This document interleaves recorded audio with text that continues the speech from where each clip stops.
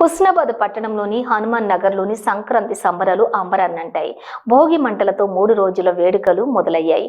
భోగి మంటల వేడుకల్లో వార్డు ప్రజలతో కలిసి single window chairman Bolasetti Shivaiah, ward councillor Perika Bhagyareddy, Congress నాయకులు తిరుపతి కాలనీ వాసులు పాల్గొన్నారు. చిన్న పెద్ద తేడా లేకుండా భోగి మంటల చుట్టూ నృత్యాలు చేశారు.